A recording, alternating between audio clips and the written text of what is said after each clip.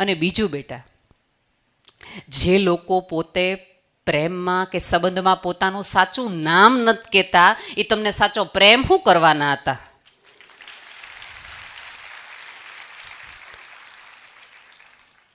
અને અહીંયા બેઠેલી તમામ મમ્મીઓને એક વિનંતી છે કે તમારી દીકરીની બેનપણીના મમ્મી યારે તમને ફાવતું હોય કે ન ફાવતું હોય, મન મળતું હોય કે ન મળતું હોય, એની બેનપણીના મમ્મી સાથે પણ થોડોક સંબંધ રાખો.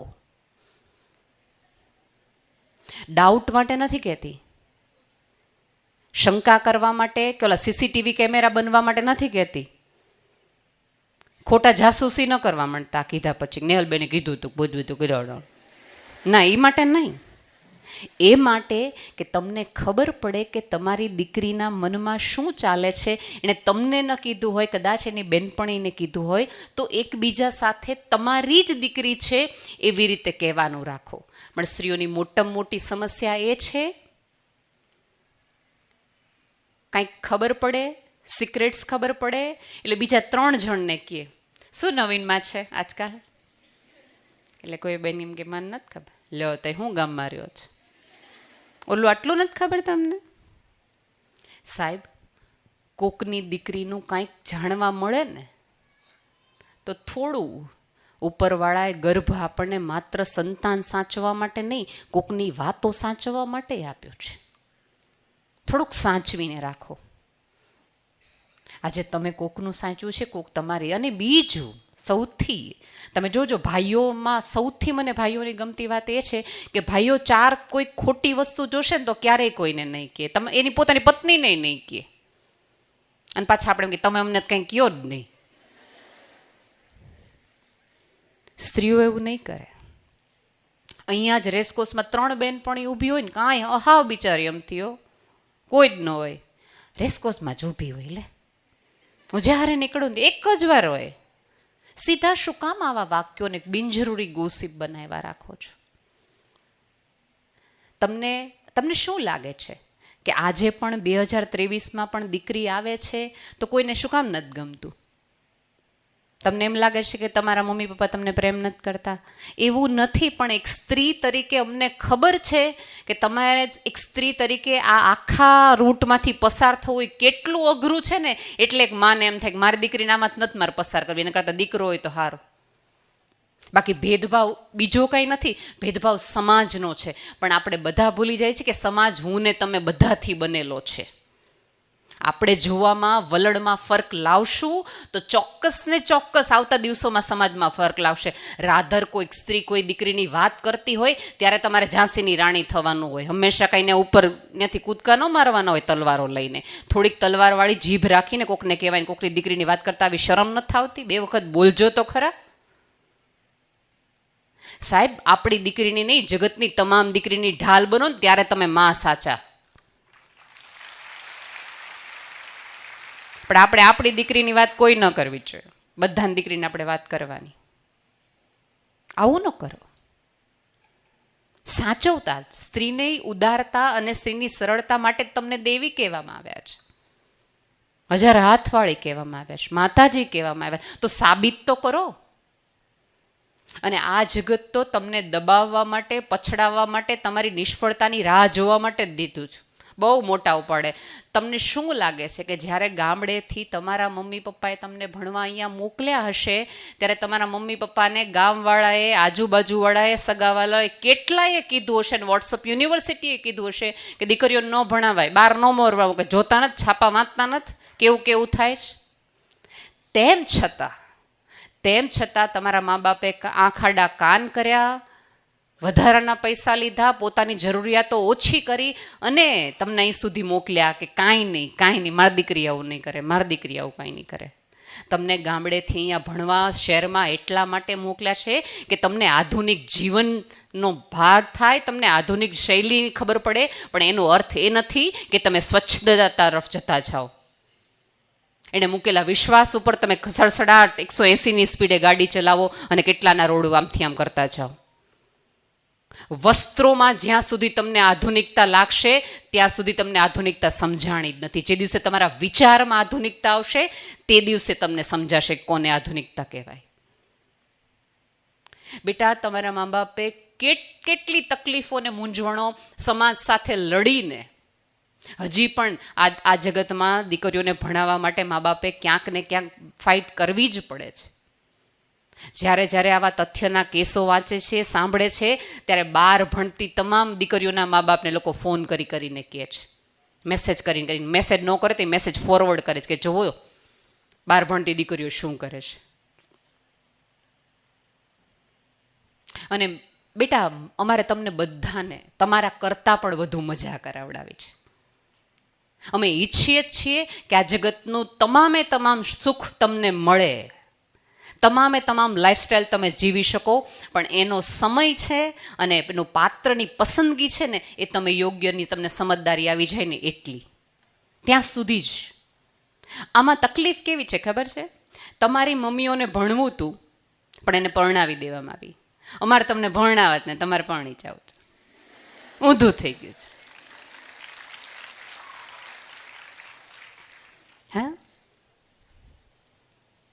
અને બીજું, મમ્મીઓને પણ મારે ખાસ એક અરજ છે કે તમારી દીકરી ક્યારેક તમારી પાસે ખુલે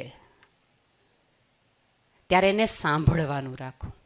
આપણે હંમેશા, હજી તો દીકરી કાંઈક વાત કહે ને કે મમ્મી મારી બેનપણી એક છે ને એની સાથે આવું થયું, એટલે તરત આપણા અંદરની માં કાળી જાગૃત થઈ જાય, ધડબડાટી બોલાવીએ. અમને તો ખબર જ હતી અત્યારની છોકરીઓ આવું જ કરે ને, મોટા પાયા કરે ને, જીવવા નો રહીએ ને, જો તે કંઈક આવું કર્યું ને તો તારા પપ્પા આમ કરી નાખશે ને, તારો ભાઈ આમ કરી નાખશે ને. આ બધી બીકની સમાજને ખબર છે ને, એટલા માટે એક છોકરીને બ્લેકમેલ કરી શકાય એમ છે. બાકી બ્લેકમેલ કરી જ ન શકાય. બ્લેકમેલમાં પહેલું વાક્ય શું કહે છોકરો કે સમાજની કોઈ પણ વ્યક્તિ, તાર ઘરના નામ કહી દેશું. ઘરના કોઈ બકાસુના ફેમિલી વાળા છે? તમારા પોતાના જ છે. તો પહેલું વહેલું જ્યારે આવું કોઈક થ્રેટ આપે તો પહેલું વહેલું ઘરે જઈ અને પ્રેમથી કહી દો કે હા ભૂલ થઈ છે. અને દરેક મમ્મીઓને કહું છું કે પોતાના સંતાનોને પોતાની ભૂલની જવાબદારી લેતા શીખવો. આપણે એમ માનતા હોઈએ કે ઓલો છોકરો ભોળવી ગયો તો એ વાત હાવ ખોટી છે. ભોળવી જાય એવો શબ્દ આ જગતમાં છે જ નહીં. એમાં છોકરીઓને તો ભોળવી જ ન હોકાય, રહેવા જ દેજો. મેં કીધું એમ કે સિક્સ સેન્સ કામ કરતી જ હોય, પણ સ્વીકારી લેવાનું પ્રેમથી. અને બીજું હજી કહું છું, મેં તો અનેક વાર કીધું છે કે પ્રેમ છે એ અમારી પહેલાંની પેઢીએ કર્યો તો, અમે કર્યો તો ને તમે કરશો, પણ અમારા બધાનો પ્રેમ છે એમાં લિખિત લખાતું નહોતું, એટલે ચૂલામાં કાગળો સળગી જતા હતા. તમારા બધાનો પ્રેમ ક્લાઉડમાં સચવાય છે, એટલે પુરાવા રૂપે બહાર આવે છે. એટલે તમારી તકલીફ એ છે. પૂછજો આ બધા પોલીસ મેડમ છે ને, ક્યારેક બેન કૃપાબેન આ રાખજો એમનું લેક્ચર કે કઈ રીતે બ્લેકમેલિંગ કરવામાં આવે છે અને કયા પ્રોબ્લેમ થાય છે. શું કામ કોઈ કરી શકે? અને બીજું બેટા, જે વ્યક્તિ ને તમારી માર્કશીટમાં રસ ન હોય પણ તમારું પહેલું બટન ખુલાય એવા ફોટામાં રસ હોય તો એના માટે થોડીક શંકા ન જ આવી જોઈએ. જે તમને એમ ન પૂછતો હોય કે આજે તમારું પેપર હતું, હાઉ ઇઝ યુ પેપર, તારો સિલેબસ કવર થઈ ગયો કે નહીં, એમાં જેને રસ ન પડતો હોય અને તમારા સાઈડ વાળમાં અને એમાં રસ પડતો હોય તો થોડોક વિચાર કરી લેવો જોઈએ. તમને શું લાગે છે ભાઈઓ કેમ આટલા બધા આગળ છે? ક્યાંક ને ક્યાંક ઘણી બધી રીતે. કારણ કે ભાઈઓ ક્યારેય ચહેરો નથી જોતા પોતાનો. તમને ક્યારેય એવું લાગ્યું, કોઈ એક વખત તમે એવું છાપામાં વાંચ્યું છે કે કોઈ પુરુષના વાળ જતા રહ્યા અને એને ડિપ્રેશન આવી ગયું, ટાલ પડ્યું એને?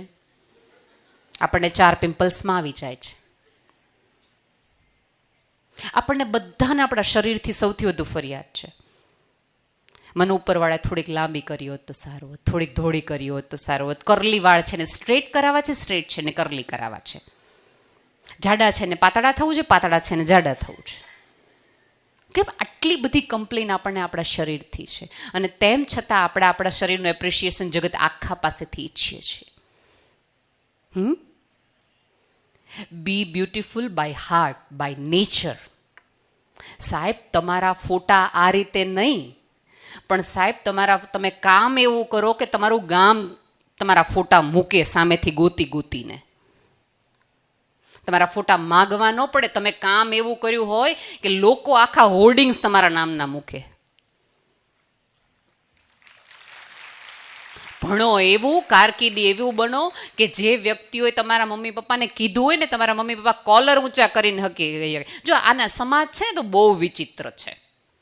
અત્યારે જે સમાજ તમારા મમ્મી પપ્પાને આવું બધું કહીને જતો હશે ને, અને કોઈક તમારાથી ભૂલ થઈ જાય કારવે, તો એ જ સમાજના લોકો ભેગા થઈને અમે તો ભાઈ કીધું જ તું. એમ કહીને હેલી વાત છે આઈએસ બનવું, એમ કઈ હેલી વાત છે ડૉક્ટર બનવું, એમ કઈ હેલી વાત છે એન્જિનિયર બનવું. મોટી મોટી વાતું થાય. આ એ સમાજ. અને તમારી મહેનત ઉપર તમને શ્રદ્ધા હોય, તમે ક્યાંક ગાંઠ વાળી લીધી હોય કે મારે જીવનમાં કશું બનવું છે, અને તમે સફળ થઈ જાઓ, તો એ જ સમાજ એવો છે. અમને તો પહેલેથી ખબર હતી, નાનપણથી બહુ ભણવામાં હોશિયાર હતી હો. રેડી જ છે એમના સર્ટિફિકેટ. તમે જેવું કંઈક બનાવો એટલે એમાં લખી નાખશે તમે ક્યાં ના છો, તમે શું કરતા હતા. મસ્ત જીવો, બિંદાસ જીવો. બિંદાસનો અર્થ એ નથી કે બેફામ જીવો. જ્યાં સુધી તમે તમારી લક્ષ્મણ રેખા પોતાના હાથમાં રાખશો ને, ત્યાં સુધી જગતની એક પણ વ્યક્તિ તમારી નહીં દોરી શકે. અને હજી કહું છું કે જગત તો પછાડવા માટે, દબાવવા માટે જ છે, પણ દાબી દેતી વ્યક્તિને ખબર નથી કે તમે બીજ છો. જમીનમાં જેટલા તમને ઊંડા દાટવામાં આવશે ને, ધરતીની છેડો ફાડીને ઉગી નીકળશો ને વૃક્ષ થઈને ઊભા થશો. ધૂળમાંથી ધાન કરીને દેખાડશો. એ તમે છો, એની પરીક્ષા તમારે આપવી પડશે. અને બીજું